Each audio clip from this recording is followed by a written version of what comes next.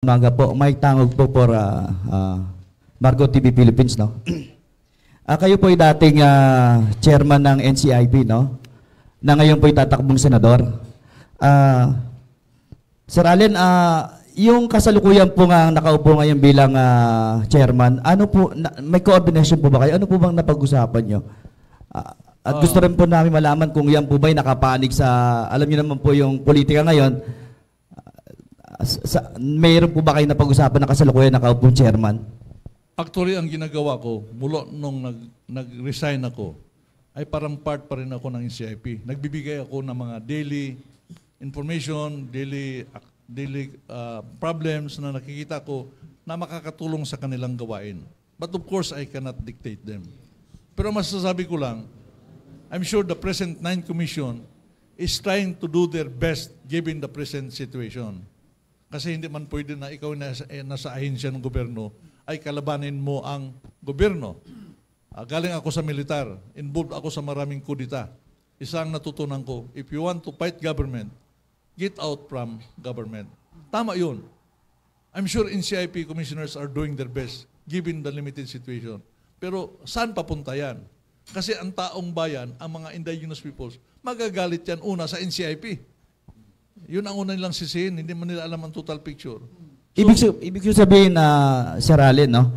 Since yung kasalukuyan nakaupong NCIP, mas magiging maliwanag para sa atin kung bakit nila tinapyas tong almost 400 million na budget. Dahil po kayo po yung dating nakaupo, no? Nakikita niyo po ba na may dahilan to, political, or ano po bang nakikita nyo? Wala po bang coordinate? O talagang ginagawa nyo lang yung sitwasyon para at least kahit pa paano mabuksan yung kaisipan ng bawat mamamayan at makita rin nila na yung katutubo ay talagang nawawala, hindi napapansin. Lalo't ngayon mag-election na dapat bigyan din nila ng pansin po. Ano pong pagkaunawa nyo? 100 million%, it is a political move. Then start seeing the paintings on the walls. I can be more detailed in the coming days. Pero para sa akin, it's a political move. It's not a people's agenda move. Okay. It's a political move. Sir, last na po, no? Nung panahon po na natapyas yung 400 million, no? 400 million. Saan po kayo nakapartido? Para at least malinaw lang din bukod sa sinasabi niyong political moves. Kasi pag kumikilos po kayo, di ba, bumabase rin po kayo kung saan po kayo nakapartido. Kay Pangulong Bongbong Marcos ba? O kay Vice President Sara Duterte, para lang po sa kaliwanagan ng lahat, no? Magandang tanong yan. Kasi politika na rin po yung nangyayari, no? Siyempre gusto rin po namin, mga media, at the same time, taong bayan, matulungan yung mga talagang aspirant na alam nyo yung mga bagong natatakbo. Kaya lang po, sabi ko nga po, sir, hindi biro po ang pinapasok na politika dahil ang pinag-uusapan dito, pera. Alam naman po natin na unang-unang kasangkapan ng mga politikong tako, pera. At ang mga alam niyo mga sa laylayan, especially sa community, maraming bilang na boto diyan. At unang-unang ginagamit nila, mamimigay sila ng 1 kilong bigas. Sa inyong paraan po, lalo't alam natin na pera-pera ang usapin ng politika ngayon.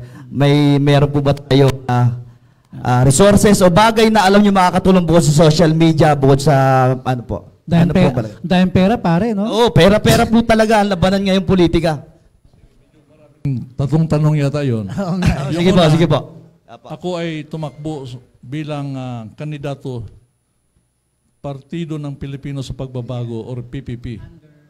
Sa PPP. At ito ay hindi sa administration, hindi rin sa PDP.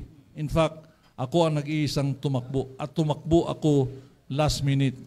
Nung I started to reconcile the situation, sabi ko, ito na ang pagkakataon na ma-advocate ko yung problema ng taong bayan, ng people's agenda. So, yan ang ginamit ko. So, hindi ako PDP laban, hindi ako unity team or ano. Kung mayroong magbitbit sa akin, kahit sino, salamat. Kasi politics is addition. So, open kayo. Pero I am bringing, right now, at this very moment, I am bringing the people's agenda. Kung mayroon akong makasama in terms of alliance, na pareho kami ng advocacy, I will promote their advocacy. Kasi tulong-tulong man to. Ngayon, sa pangalawa, kung meron ba akong resources, ito siguro ang tamang sagot. Kahit magpaprinta ng t-shirt ko, wala. Magpaprint ng tarpaulin, wala. To abuse the word, wala. Ibig sabihin, tumakbo ako na walang resources. So, anong ibig sabihin nito? This is new politics. I join politics, but I'm not a politician. Kung pwede lang mahinto na ang vote buying, kung may paraan na mahinto na yung mga nilalabas, ito, maybe this is uncalled for at this point in time. Kung pwede lang, lahat na tumakbo, kung ikaw ay present na nakaupo, ang ipadala mo lang sa publiko ay audiovisual presentation, anong nagawa mo for 3 years. Yun lang ang campaign mo. Yes. Kung ikaw ay baguhan, you must have a story to tell. Yun lang ipakita mo. Makaminos pa tayo ng gastos. Tama. At wala nang bilan, yun lang. Maraming pwedeng gawin. But I know it cannot happen now. Pero ang sinasabi ko lang, kailangan ba may pera ako para tumakbo? Sabi ko nga, matalo o manalo, but I have to start somewhere. In my 30 years sa armed forces, marami kong ginawa na walang resources, pero may nangyari. Yes. Kung ito siguro yung pagkakataon na I have to sacrifice myself, then I have to do it for our country.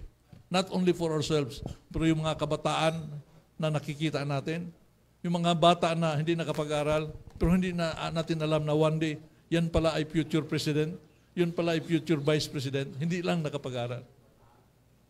Sir, kung may iikot pong pirma para magdagdag doon sa impeachment complaint kay Sara, pipirma po ba kayo?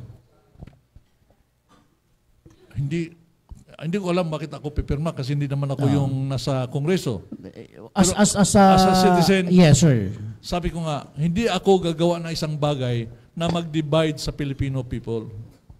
So, Kung in fact, kung ako ang dahilan para magkahati-hati ang taong bayan, then I will honorably retreat. Kasi bawat tao sa ating bansa must learn this. If you have to sacrifice for the good of the country, do it. Kahit gano'ng kataas ang pwesto mo, kung ikaw ang dahilan ng pagkahati-hati, then give way. Kasi kaya ka nga nandyan kasi gusto mo maglingkod. Pero kung ang pagdating mo dyan ay pinaghati-hati mo ang taong bayan, nag-cause ka ng division, hindi ka na inspiration, hindi ka na makapag-motivate, Tama. ba't ka nandyan? Yung iba